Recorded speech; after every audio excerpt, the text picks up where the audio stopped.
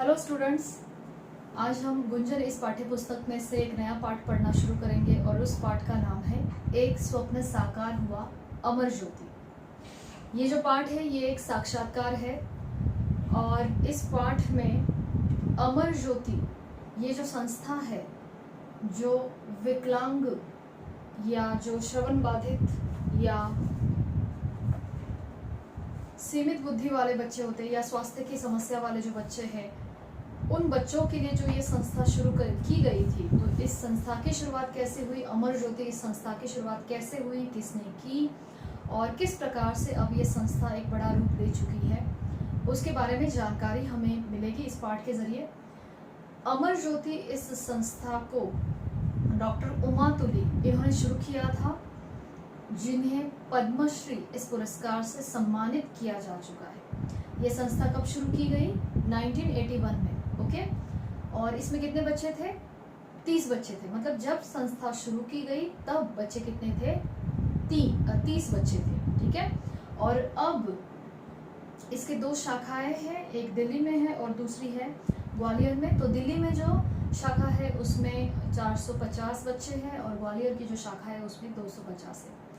पेड़ के नीचे शुरू हुई इस संस्था को, इस पाठशाला का अब इतना भव्य रूप हो चुका है और इस संस्था में कई ऐसे विकलांग और ये जो दृष्टिबाधित या फिर सीमित बुद्धि वाले या श्रवण बाधित बच्चे हैं या जिन्हें स्वास्थ्य की समस्या है, इन सारे बच्चों का भविष्य और उनका जीवन जीना इस संस्था के कारण सुखकर हुआ है। इन बच्चों को किस प्रकार से संस्था में आत्मनिर्भर बनाया जाता है, इनके जो अध्यापक है ये किस प्रकार से उन्हें पढ़ाते हैं बच्चों को, ये सारी जानकारी हमें इस पाठ में पढ़ने को मिलेगी। ये पाठ है एक साक्षात्कार है। साक्षात्कार मतलब क्या? इंटरव्यू। ओके, तो जहाँ पे इंटरव्यूअर जो है जो वो पूछ रहा है और साक्षात्कार लेने वाला व्यक्ति और उमा तुली जी जो है उनके प्रश्नों के जवाब दे रही है। तो चलिए इस महान हस्ती के बारे में आज हम पढ़ेंगे जिन्होंने इस संस्था को स्थापित किया, जिस संस्था का नाम क्या है? अमर ज्योति। ओके, चलिए पाठ पढ़ना शुरू करते हैं। पाठ का नाम है एक स्वप्न साकार हुआ अमर ज्योति। पाठ की प्रस्तावना हम पहले पढ़ेंगे, तो ध्यान दीजिए। पंथ का विस्तार मुझको टेरता है, मुश्किलें कितनी मिले चलता रहूंगा। इस मूल मंत्र के साथ कि चाहे रास्ते में कितनी भी मुश्किलें आ जाए लेकिन मैं आगे बढ़ता रहूंगा, इस मूल मंत्र के साथ अमर ज्योति संस्था के सदस्य निरंतर आगे बढ़ रहे हैं। मतलब ये संस्था और बढ़ती जा रही है और ऐसे बच्चों का सहारा बनती जा रही है, उन्हें एक अच्छा जीवन प्रदान कर रही है। ठीक है, पढ़िए। शारीरिक अक्षमता को जीतकर समाज में अपना स्थान बनाने की शिक्षा देने वाली इस प्रेरणादायी संस्था की संस्थापिका मतलब फाउंडर, ओके, इस संस्था को शुरू करने वाली डॉक्टर उमा तुली से मधुबन प्रतिनिधि की बातचीत। यानी मधुबन के प्रतिनिधि, मधुबन की ओर से जो प्रतिनिधि गए हैं, जो रिप्रेजेंटेटिव है मधुबन के, वे गए थे और उन्होंने डॉक्टर उमा तुली जी का इंटरव्यू लिया था। ठीक है, तो चलिए अब पढ़ते हैं। सबसे पहले थोड़ी सी जानकारी दी है और उसके बाद हम साक्षात्कार के कुछ प्रमुख अंश जो दिए हैं पाठ के रूप में वो पढ़ेंगे। ठीक है, तो पहले पाठ पढ़ना शुरू करते हैं। पद्मश्री से सम्मानित डॉक्टर उमा तुली के बारे में सोचते ही आत्मविश्वास से भरा हुआ चेहरा और आंखों से टपकने वाला वात्सल्य वाला एक व्यक्तित्व मूर्तिमान हो उठता है। यानी जैसे ही हम डॉक्टर उमा तुली के बारे में सोचते हैं तो हमारे सामने एक आत्मविश्वास से भरा हुआ चेहरा, आत्मविश्वास यानी कॉन्फिडेंस, ओके, सेल्फ कॉन्फिडेंस से भरा हुआ चेहरा और आंखों से माँ जैसी ममता, प्रेम झलकने वाला एक व्यक्तित्व हमारे आंखों के सामने आ जाता है, जिन्हें पद्मश्री इस सम्मान से पुरस्कृत किया गया है, सम्मानित किया गया है। एक साक्षात्कार लेने के लिए उनसे मिलने का अवसर मिला। साक्षात्कार यानी इंटरव्यू। एक समर्पित कार्यकर्ता और निष्ठावान कुशल प्रशासक का ऐसा समन्वय बहुत कम देखने को मिलता है। मतलब एक समर्पित, जिसने अपने काम के लिए खुद को समर्पित कर दिया है, ऐसा काम करने वाला व्यक्ति, कार्यकर्ता और निष्ठावान कुशल प्रशासक और एक संस्था को चलाने वाली एक योग्य व्यक्ति, कुशल व्यक्ति जो अपने संस्था को चलाने में एक्सपर्ट है, तो समर्पित काम के लिए समर्पण करने वाला कार्यकर्ता भी, और अपने काम के प्रति बड़ी लगन पूर्वक और एकदम एक्सपर्ट अपनी संस्था को चलाने वाला प्रशासक, ऐसे दोनों गुणों का समन्वय, मतलब एक ही व्यक्ति में ये दोनों गुण बहुत कम देखने को मिलते हैं। जितनी देर तक हम उनके साथ रहे, वे प्रश्नों का उत्तर देने के साथ ही हमारे आतिथ्य के प्रति भी पूर्ण सजग थी।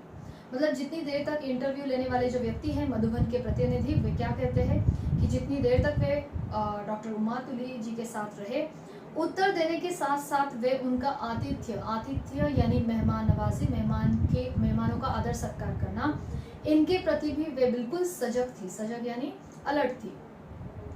तो प्रस्तुत है उस साक्षात्कार के प्रमुख अंश। तो पूरा साक्षात्कार, पूरा इंटरव्यू नहीं दिया है हमें पढ़ने के लिए पाठ के रूप में, तो उस इंटरव्यू का कुछ हिस्सा हम यहाँ पे पढ़ेंगे। ओके, तो चलिए पाठ पढ़ना शुरू करते हैं।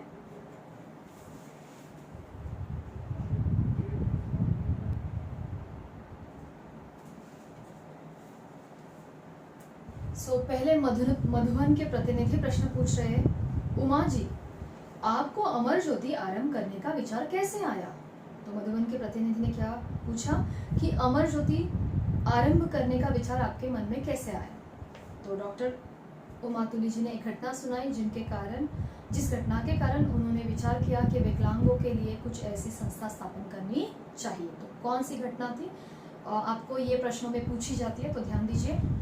1962 में मेरे भाई का मोटरसाइकिल पर जाते हुए ट्रक के साथ एक्सीडेंट हुआ। मतलब उनका भाई मोटरसाइकिल पर, बाइक पर था और एक ट्रक से वो टकराया और एक्सीडेंट हुआ और उसका एक पैर काटना पड़ा। दुर्भाग्यवश उनके भाई का पैर उस एक्सीडेंट के कारण काटना पड़ा। उस समय उसकी उम्र 22 साल थी, मतलब नौजवान था। वह अपनी पढ़ाई खत्म करके इलेक्ट्रिकल इंजीनियर बन चुका था। मतलब अभी भी पढ़ाई पूर्ण करके वो कौन बन गया था? इंजीनियर बना था, इलेक्ट्रिकल इंजीनियर। और मैंने भी कॉलेज में पढ़ाना शुरू कर दिया था और डॉक्टर उमा तुली भी कॉलेज में प्रोफेसर थी। भारत चीन युद्ध के दौरान बहुत से लोग और सैनिक घायल हुए। भारत और चाइना का जो युद्ध हुआ था उसमें बहुत सारे लोग और सिपाही घायल हुए थे। उनके उपचार और पुनर्वास की सुविधाओं का अभाव था। तो उनका इतने सारे लोग, इतनी ज़्यादा मात्रा में लोग घायल हुए, सैनिक घायल हुए, तो उनका उपचार करना और उनको पुनर्वास करना, पुनर्वास मतलब फिर से उनको एक सामान्य जिंदगी में मोड़ लेना या उनको वो सुविधाएं प्रदान करना, इन सारी बातों का अभाव था। मैंने कई शहरों में पुनर्वास केंद्र देखे। तो कई शहरों में सरकार ने पुनर्वास केंद्र शुरू किए थे ऐसे घायल या जो इस कारण से जो बाधित हुए हैं लोग, उनके लिए। विकलांगों के प्रति लोगों के अजीब दृष्टिकोण को समझा। विकलांगों के प्रति लोगों का जो दृष्टिकोण था वो बिल्कुल अजीब था। उनका सोच विचार करने का जो तरीका था, अपाहिज लोगों या विकलांग लोगों की तरफ नॉर्मल सामान्य लोगों का देखने का जो या विचार करने का जो तरीका था वो बिल्कुल अलग था, अजीब था। उसी समय मन में यह विचार आया कि अपने देश की परिस्थितियों के अनुकूल ऐसी संस्था आरंभ की जाए, हमारे देश के परिस्थितियों को सूट करने वाली, परिस्थितियों के अनुकूल ऐसी एक संस्था आरंभ की जाए जहां विकलांग व्यक्तियों को एक ही स्थान पर समेकित शिक्षा, स्वास्थ्य, चिकित्सा और व्यावसायिक प्रशिक्षण की सुविधाएं प्रदान की जा सके। तो उनके मन में ये ख्याल आया कि क्यों ना विकलांगों के लिए एक ऐसी संस्था स्थापित की जाए जिनको वहाँ पे, जिस संस्था में उनको एजुकेशन भी मिले, उनके स्वास्थ्य का ख्याल भी रखा जाए, उनका इलाज भी हो जाए और उनको व्यावसायिक प्रशिक्षण मतलब थोड़ा बहुत बिजनेस करने का, उद्योग करने का उनको एक ट्रेनिंग दिया जाए कि वो अपना पेट खुद भर सके, स्वावलंबी बन सके। ऐसे होता था कि ऐसी कोई संस्था नहीं थी कि मतलब अपाहिज या विकलांग लोगों की ज़्यादा दिक्कतें आती ही हैं सामान्य लोगों से, क्योंकि शरीर का कोई हिस्सा उनका कमज़ोर है या काम नहीं कर रहा है, तो वैसे भी वो नॉर्मल लोगों की होड़ में पीछे होते हैं। और दूसरी बात, ऐसे लोगों को और परेशानियों का सामना तब करना पड़ता है विकलांगों को जब उनको सीखने के लिए, पढ़ाई करने के लिए किसी और जगह जाना पड़ता है, उपचार करने के लिए अलग जगह जाना पड़ता है, फिर कुछ स्वास्थ्य का ख्याल रखना है तो फिर कुछ अलग जगह, या फिर बिजनेस का कोई ट्रेनिंग लेना है तो ये जो भागा दौड़ी यहाँ से वहाँ उनकी हर जगह पे होती है, इससे बचने के लिए उमा तुली जी ने सोचा कि क्यों ना ऐसे विकलांग लोगों के लिए एक ही स्थान पर ये सारी सुविधाएं दी जाए। कौन कौन सी सुविधाएं, अंडरलाइन करो। शिक्षा यानी एजुकेशन, स्वास्थ्य यानी स्वास्थ्य का ख्याल रखना, ओके, हेल्थ, चिकित्सा यानी इलाज उपचार करना, और व्यावसायिक प्रशिक्षण यानी उद्योग धंधे का या फिर बिजनेस का थोड़ा छोटा मोटा प्रशिक्षण, जिससे वे सेल्फ डिपेंडेंट बने। तो ये सारी सुविधाएं अगर उनको एक ही रूफ के नीचे मिल जाएगी, एक ही संस्था में मिल जाएगी, तो उनको ज़्यादा परेशानियों का सामना करना नहीं पड़ेगा। ठीक है, और यही सोचकर उन्होंने इस संस्था की स्थापना की, ताकि ऐसे लोगों को आगे चलकर रोजगार पाने में कोई भी दिक्कत ना उठानी पड़े। रोजगार पाने के लिए मतलब कमाई करने के लिए, अपना पेट भरने के लिए, कमाई करने के लिए उन्हें कोई समस्या का या कोई प्रॉब्लम का सामना ना करना पड़े। इसीलिए ये सारी सुविधाएं उनको एक ही संस्था में मिली। इस विषय पर विचार मंथन चलता रहा और ये विषय उनके दिमाग में चलता रहा। वो सोचती रही कि कैसे वो इस विचार को मूर्तिमंत रूप दे सकती है, यानी उसको प्रैक्टिकली उस उनके विचार को प्रैक्टिकली वो कर सकती है पूरा। ठीक है, मधुबन, तो आपने अपने विचारों को साकार रूप कब दिया, मतलब आपने इस अपने विचार को पूर्ण कब किया, संस्था की स्थापना कब की? डॉक्टर तुली 1981 में एक पेड़ के नीचे 30 बच्चों के साथ मैंने यह प्रयोग शुरू किया। मतलब शुरुआत में जो ये संस्था शुरू हुई थी, कितने बच्चों के साथ? 30 बच्चों के साथ। कहाँ? पेड़ के नीचे।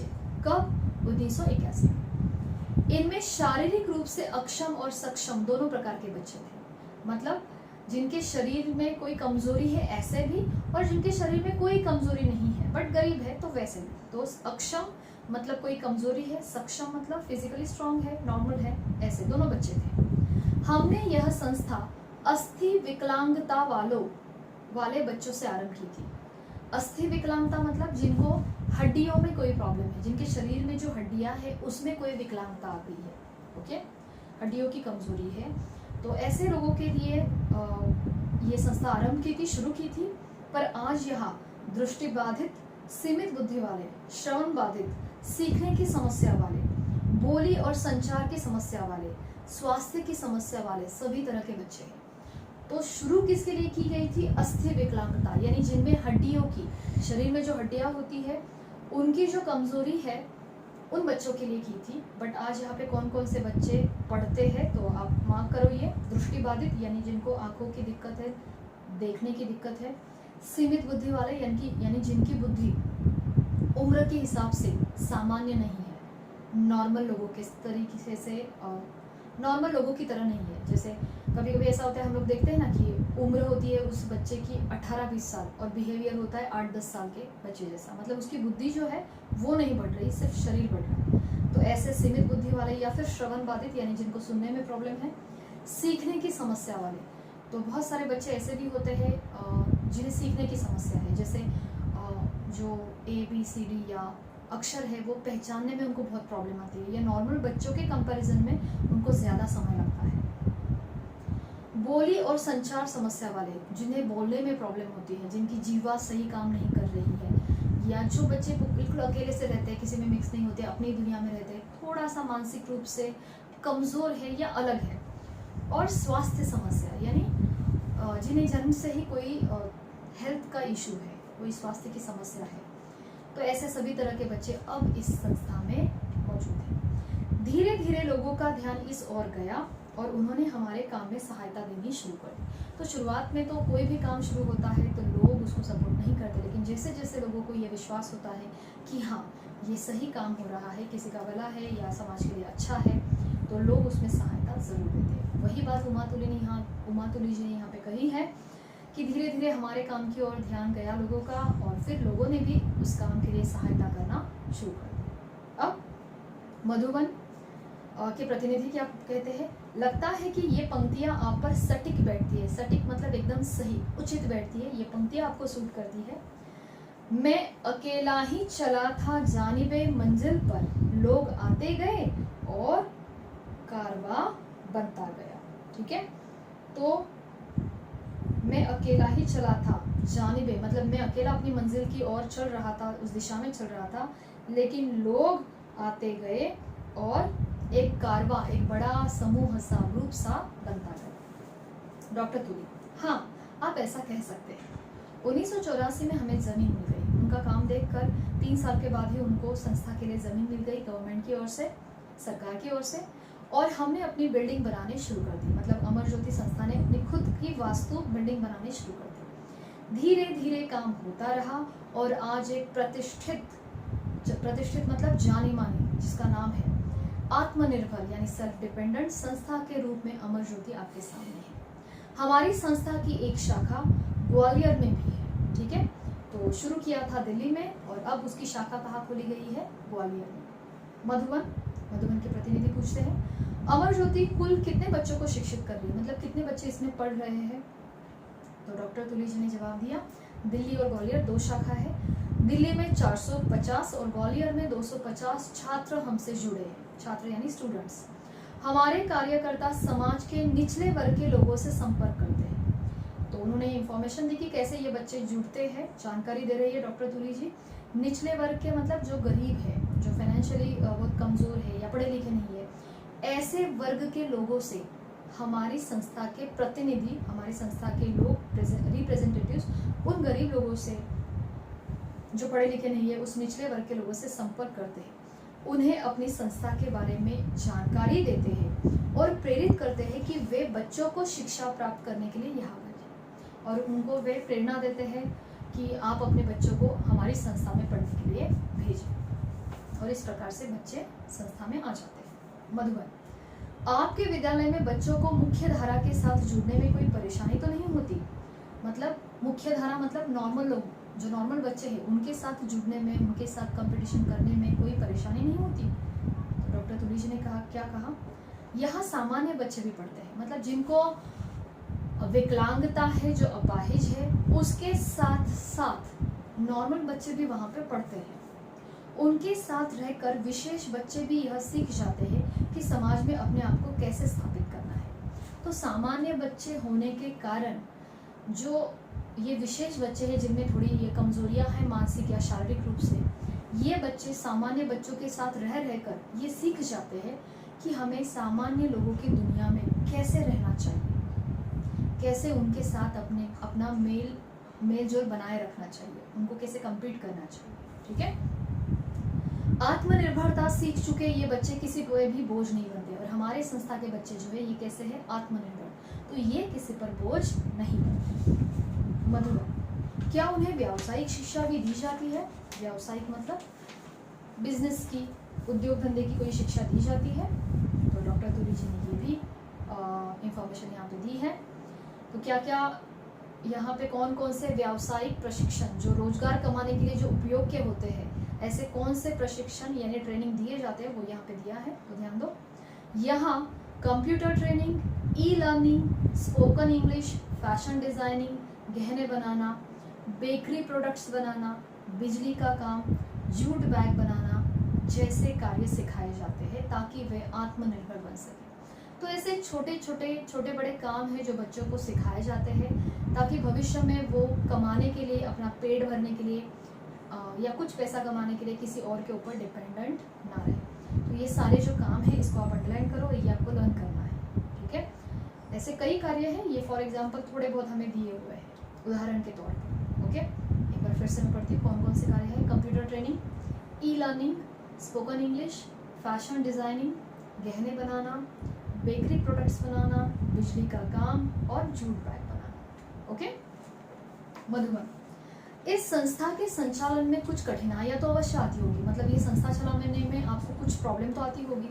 डॉक्टर तुली, बच्चों को यहाँ भेजने के लिए लोगों को समझाना पड़ता है। दिक्कत क्या आती है? सबसे बड़ी कठिनाई क्या होती है? सबसे बड़ी कठिनाई है कि बच्चों को हमारी संस्था में भेजने के लिए लोगों को बहुत कन्विंस करना पड़ता है, समझाना पड़ता है। ग्वालियर की शाखा में हमने पाया कि माता पिता आसानी से बच्चों को स्कूल भेजने के लिए तैयार नहीं होते। ऐसे स्कूल में भेजने के लिए बच्चों को भेजने के लिए माता पिता तैयार नहीं होते। पर इन 20 वर्षों के हमारे प्रयत्नों से बहुत सी कठिनाइयाँ दूर हो गई है। हम निरंतर अभिभावकों से संपर्क बनाए रखते हैं और एक टीम के रूप में काम करते हैं। लेकिन 20 साल से ये संस्था काम कर रही है, तो वे कहते हैं कि हम लगातार बच्चों के पेरेंट्स, अभिभावक मतलब क्या? पेरेंट, तो उनके साथ ये लोग संस्था के प्रतिनिधि हमेशा संपर्क में रहते हैं और एक टीम के रूप में काम करते हैं। मतलब बच्चे, पेरेंट और टीचर्स सब एक दूसरे के कॉन्टैक्ट्स में आते हैं, संपर्क में होते हैं, और इसीलिए ज़्यादा जो भरोसा है वो पेरेंट को भी हो जाता है, अभिभावकों को भी हो जाता है। मधुबन, शिक्षकों को इस तरह के बच्चों को पढ़ाने में कोई कठिनाई नहीं होती? मतलब टीचर्स कैसे पढ़ाते हैं? थोड़े से अलग बच्चे हैं तो उनको पढ़ाने में थोड़ी सी तो दिक्कत आती होगी, तो उनको आप कैसे मतलब ट्रेन करते हैं? तो डॉक्टर तुली जी ने क्या जवाब दिया? शिक्षकों को इसका प्रशिक्षण दिया जाता है, यानी शिक्षकों को, टीचर्स को अलग से ट्रेनिंग दिया जाता है कि इन बच्चों को कैसे पढ़ाया जाए, इनको कैसे हैंडल किया जाए। वे छात्रों की योग्यता और रुझान के अनुसार प्रशिक्षण देने की कोशिश करते हैं। मतलब कौन से छात्र को किस में इंटरेस्ट है, रुझान है, किस में रुचि है, या उसमें क्या कैपेबिलिटीज़ है, वो पहचान के उस हिसाब से उस बच्चे को ट्रेनिंग दी जाती है, प्रशिक्षण दिया जाता है। शिक्षक उनके माता पिता को भी यह बताते हैं कि वे अपने बच्चों के साथ कैसा व्यवहार करें। तो बच्चों का इंटरेस्ट किस में है, बच्चों में कौन से गुण हैं अच्छे, कौन सी योग्यता है, कौन सी कैपेबिलिटीज़ है, उसके अनुसार वो शिक्षक बच्चों को पढ़ाते हैं, सिखाते हैं, ट्रेन करते हैं। और शिक्षक माता पिता को भी ये समझाते हैं कि बच्चों के साथ कैसे व्यवहार करना चाहिए, ऐसे बच्चों के साथ। ठीक है। मधुबन के प्रतिनिधि ने अगला प्रश्न क्या पूछा? पढ़ाई लिखाई और व्यावसायिक शिक्षा के अतिरिक्त यहाँ के बच्चे और किन गतिविधियों से जुड़े हैं? यानी पढ़ना लिखना और ये व्यावसायिक शिक्षा यानी वो ट्रेनिंग वगैरह, उसके अलावा और बच्चे और किस में पार्टिसिपेट करते हैं, कौन से गतिविधि से, यानी कौन कौन से कार्यों से जुड़े हुए हैं? डॉक्टर तुली, हमारे बच्चे सांस्कृतिक कार्यक्रम मतलब क्या? नृत्य है, सिंगिंग है, वाद्य बजाना है, तो इन कार्यक्रमों में और खेल कूद में बढ़ चढ़ कर भाग लेते हैं। तो ये अंडरलाइन करना है। पढ़ाई लिखाई और व्यावसायिक प्रशिक्षण, इन दोनों के अलावा और दो बातों में बच्चे एक्टिव है। अमर ज्योति के बच्चे, पहला है सांस्कृतिक कार्यक्रम और दूसरा है खेल कूद। शहर के कई उत्सवों में इन बच्चों की पूरी भागीदारी होती है। शहर में जितने उत्सव होते हैं, कई उत्सवों में हमारे बच्चे पूरा अच्छी तरह से पार्टिसिपेट करते हैं। पहिए वाली कुर्सी पर बैठकर की गई इन बच्चों की नृत्य प्रस्तुति को तो विदेशों में भी सराहा गया। पहिए वाली कुर्सी यानी व्हील चेयर, तो व्हील चेयर पर बैठकर हमारे बच्चों ने किया गया नृत्य यानी डांस, वो तो विदेशों में यानी फॉरेन दूसरे कंट्रीज में भी उसकी प्रशंसा की गई कि व्हील चेयर पर बैठ के कितना सुंदर डांस, नृत्य इन बच्चों ने करके दिखाया। मधुबन के प्रतिनिधि अगला प्रश्न पूछते हैं कि इन बच्चों से हम क्या सीखते हैं? ये बच्चे जो है विकलांग है या इस संस्था में सीख रहे हैं, पढ़ रहे हैं, इन बच्चों से हम क्या सीख सकते हैं? तो डॉक्टर तुली जी का जवाब सुनिए। इन बच्चों की मुस्कुराहट और इनकी आत्मसंतोष की भावना हमें विषम परिस्थितियों में भी हंसते रहना सिखाती है। मतलब इनके पास शरीर या मानसिक रूप से इतनी कमजोरी है, फिर भी ये हमेशा हंसते रहते हैं। आत्मसंतोष यानी सेटिस्फाइड, समाधान की भावना होती है। तो इनकी ये मुस्कुराहट और उनकी ये आत्मसंतोष की भावना, समाधान की भावना हमें भी कठिन परिस्थितियों में हंसते रहना सिखाती है। ये बच्चों से हम यही सीखते हैं कि कितनी भी कठिन परिस्थिति आए, हंसते रहो और परिस्थिति से लड़ते रहो। अपनी अक्षमता को जीतकर यानी अपनी शारीरिक या मानसिक कमजोरी को जीतकर सार्थक जीवन जीने के इनके प्रयास हमें बाधाओं का सामना करने की प्रेरणा देते हैं। मतलब जिस प्रकार से ये बच्चे अपनी कमजोरियों को जीतते हैं और अपना जीवन सार्थक यानी मीनिंगफुल बनाने की कोशिश करते हैं, उनके ये प्रयास हमें भी अपने मुसीबतों से लड़ने की प्रेरणा देते हैं। ठीक है, आगे मधुबन के प्रतिनिधि अब अगला प्रश्न पूछ रहे हैं कि समाज से आप क्या अपेक्षा करते हैं? तो अभी तक हमने क्या क्या पढ़ा कि वो बच्चों को कौन से ट्रेनिंग दी जाती है, टीचर्स किस प्रकार से पढ़ाते हैं, वो संस्था चलाने में क्या दिक्कतें आती है, बच्चों से हम क्या सीखते हैं। अब हम आगे क्या पढ़ेंगे कि समाज से बच्चों के लिए क्या एक्सपेक्टेशंस है, ये बच्चे समाज से क्या चाहते हैं, क्या एक्सपेक्ट करते हैं, क्या उनकी अपेक्षाएं हैं। तो डॉक्टर तुली जी ने ये भी बताया है, क्या है देखिए। सर्वप्रथम तो मैं यही चाहती हूँ कि ये बच्चे समाज की मुख्य धारा से जुड़े। मुख्य धारा यानी मेन स्ट्रीम से। जिस तरह से नॉर्मल बच्चे जीवन जी रहे हैं, वैसे ही ये बच्चे भी भविष्य में मुख्य धारा में आ जाए, जन प्रवाह में आ जाए और इस कार्य को समाज अपना कर्तव्य समझे। मतलब इन बच्चों को नॉर्मल ट्रीट करना या उनको सहयोग देना और उनको समाज में अच्छी तरह से एक सम्मान देना, ये समाज का कर्तव्य है। इन पर दया करके इन्हें इनका हक दिया जाना चाहिए, दया ना करके उनकी कैपेबिलिटीज को समझ के, उनकी योग्यता समझकर उन्हें सारे हक देने चाहिए, दया करके नहीं। सभी सार्वजनिक स्थानों पर इनके लिए आवश्यक सुविधाएं दी जानी चाहिए, चाहे वो रेलवे स्टेशन हो, चाहे वो अस्पताल हो, कोई भी हो जगह, जहाँ हर एक सार्वजनिक स्थान पर इनके लिए अलग सुविधा होनी चाहिए जिससे ये अपना कार्य खुद कर सके, दूसरों पर डिपेंडेंट निर्भर ना रहे। इनके लिए सुविधाजनक बसों का भी प्रबंध किया जाना चाहिए। नॉर्मल लोगों की तरह ये बस में चढ़ नहीं पाते, तो इनके लिए उनके हिसाब से उनके अनुकूल बसों का भी प्रबंध किया जाना चाहिए, व्यवस्था की जानी चाहिए। इन्हें समान अवसर एवं पूर्ण भागीदारी का अधिकार है। इनको भी इंसान होने के नाते समाज में पूर्ण मौका मिलने का, समान मौका मिलने का अधिकार है। मैं चाहती हूँ कि अधिक से अधिक लोग हमारी समुदाय आधारित पुनर्वास से जुड़े। तो कम्युनिटी बेस्ड रिहैबिलिटेशन यूनिट जो है इनका, इससे इनकी इच्छा है कि सारे लोग जुड़े और अन्य लोगों में भी जागरूकता पैदा करें इसके प्रति। हम सभी को ऐसे प्रयास करने चाहिए जिनसे शारीरिक और बौद्धिक अक्षमता वाले बच्चों का जीवन सामान्य हो सके। यानी समाज को मिलकर ये प्रयत्न करना चाहिए कि ये जो विकलांग बच्चे हैं, चाहे वो शरीर रूप से हो या मानसिक बौद्धिक रूप से हो, इन बच्चों का जीवन नॉर्मल हो सके, सामान्य हो सके। इसके लिए प्रयत्न सभी को करने चाहिए, सारे समाज को करने चाहिए। ठीक है, तो यहाँ पे हमने क्या पढ़ा है कि समाज से बच्चे या डॉक्टर तुली जी इन बच्चों के लिए क्या अपेक्षा करती है।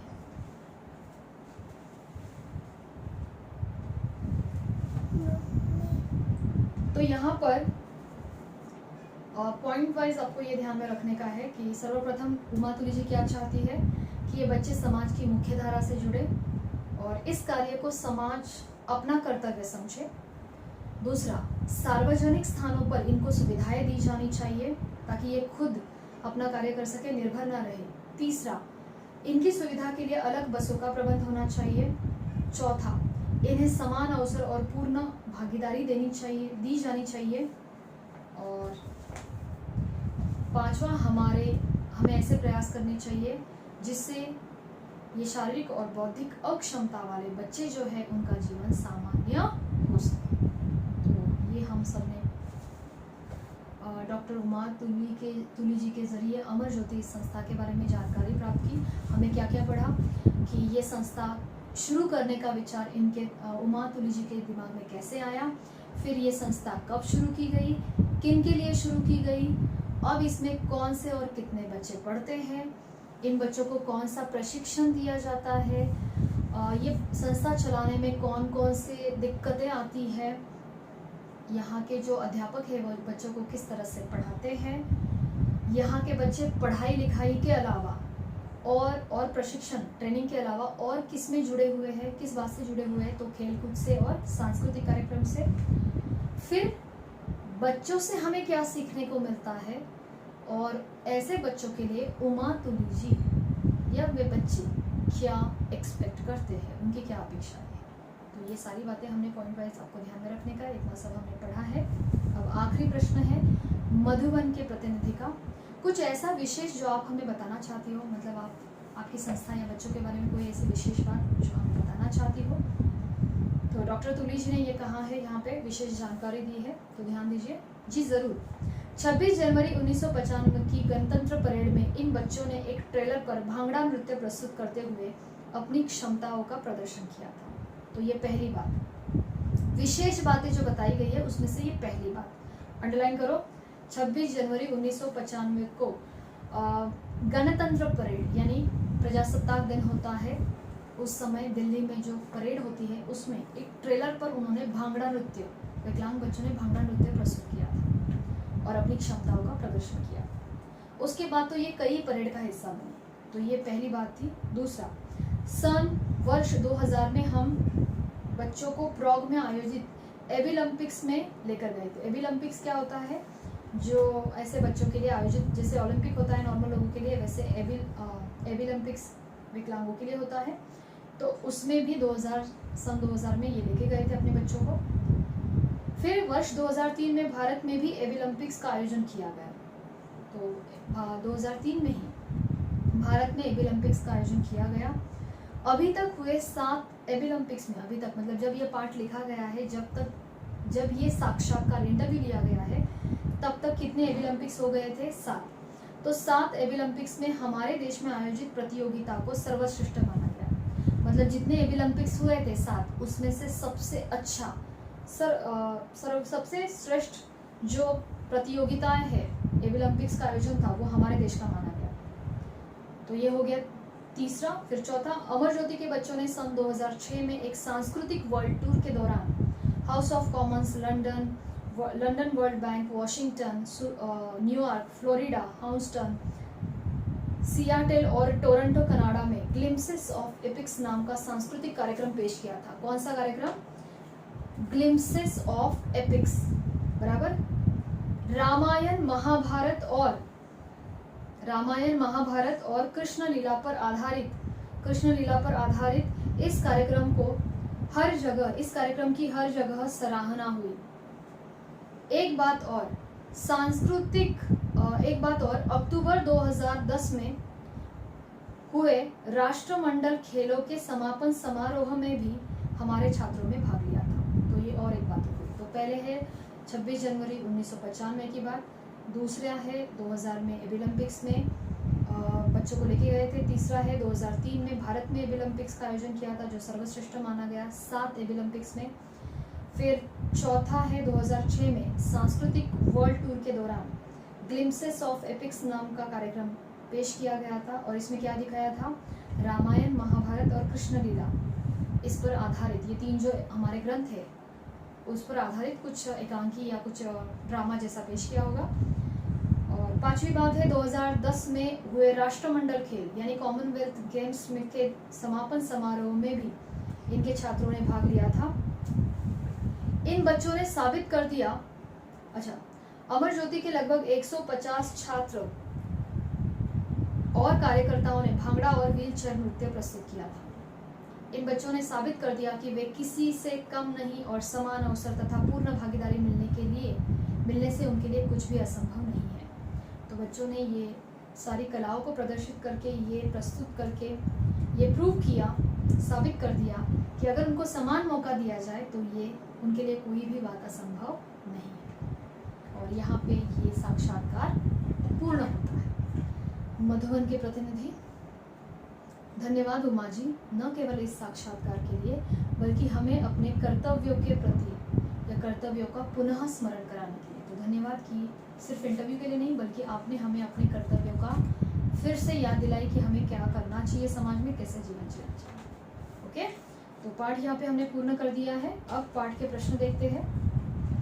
पहला प्रश्न, किस घटना ने डॉक्टर उमा तुली को अमर ज्योति आरंभ करने की प्रेरणा दी? तो उनका भाई जो है उसका मोटरसाइकिल पर जाते हुए ट्रक के साथ एक्सीडेंट हुआ था और उस एक्सीडेंट के कारण उसका पैर काटना पड़ा। उस घटना से उन्होंने प्रेरणा ली। अमर ज्योति के कार्यकर्ता क्या करते हैं? सॉरी।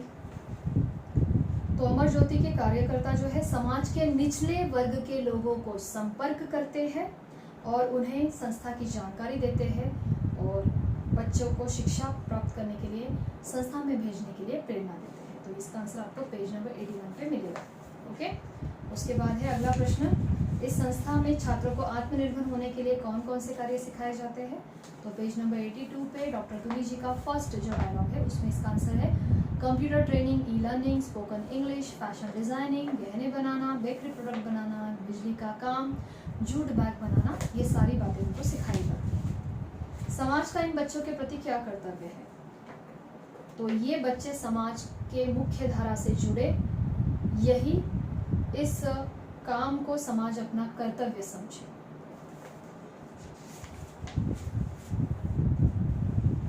अमर ज्योति, अच्छा हाँ या ना में उत्तर देने का है। तो अमर ज्योति संस्था की एक शाखा भोपाल में है। गलत, कहाँ है? ग्वालियर में। विकलांगों पर दया न करके इन्हें इनका हक दिया जाना चाहिए। बिल्कुल सही। 15 अगस्त की परेड में इन्होंने कार्यक्रम प्रस्तुत किया। गलत। परेड कब होती है? 26 जनवरी को। 2003 में भारत में ओलंपिक्स का आयोजन किया गया। बिल्कुल सही। अब सही विकल्प। घायल हुए भाई का इलाज कराते समय डॉक्टर तुली के मन में क्या विचार उठा? तो विकलांगों के लिए कुछ किया जाना चाहिए। तीसरा ऑप्शन है सामान्य बच्चों के साथ पढ़ने से विशेष बच्चों को क्या लाभ होता है? समाज में स्थापित होना सरल हो जाता है, मतलब समाज में कैसे बिहेव करना चाहिए, कैसे मेल जोल बनाए रखना चाहिए सामान्य लोगों के साथ, ये उनको समझ में आता है। दूसरा ऑप्शन, इन बच्चों के लिए डॉक्टर तुली की समाज से क्या अपेक्षा है? कि इन्हें मुख्य धारा से जोड़ना, हमारे समाज में मुख्य प्रवाह में इन बच्चों को लाना, ये समाज अपना कर्तव्य समझे, यही अपेक्षा है। 26 जनवरी 1995 का दिन अमर ज्योति के लिए महत्वपूर्ण क्यों है? क्योंकि अमर ज्योति के बच्चों ने 26 जनवरी की परेड में भाग लिया था। दूसरा ऑप्शन। ठीक है बच्चों, तो हमने ये पार्ट पढ़ लिया और इसके छोटे छोटे जो प्रश्न थे उसके उत्तर भी देख लिए। अभी आपको क्या करना है, जो इसके दीर्घ उत्तर है ये आपको पढ़ने हैं, पार्ट में से आंसर्स मार्क करने हैं, या फिर जो नोट्स आपको दिए हैं उसमें से प्रश्न और उत्तर पढ़ने हैं। साथ ही साथ होमवर्क में आप इस पार्ट के शब्दार्थ लर्न करोगे। पार्ट हमने पूर्ण कर दिया है, बहुत अच्छा और जानकारी देने वाला और साथ ही साथ हमें कुछ सिखाने वाला ये पार्ट है। तो पार्ट अच्छे से पढ़ना है, शब्दार्थ लर्न करने हैं, और जो भी डाउट्स है फिर हमारा जो जूम लाइव सेशन होगा उसमें वो डाउट्स हम डिस्कस करेंगे। शब्दार्थ आप लर्न करना। जूम सेशन में पहले मैं आपको शब्दार्थ पूछूंगी, फिर हम डाउट्स और प्रश्न उत्तर देखेंगे। तो आज के लिए बस इतना ही। ये पार्ट हमने पूर्ण कर दिया है। अगले लेक्चर में, अगले वीडियो में फिर मिलेंगे नए पार्ट के साथ।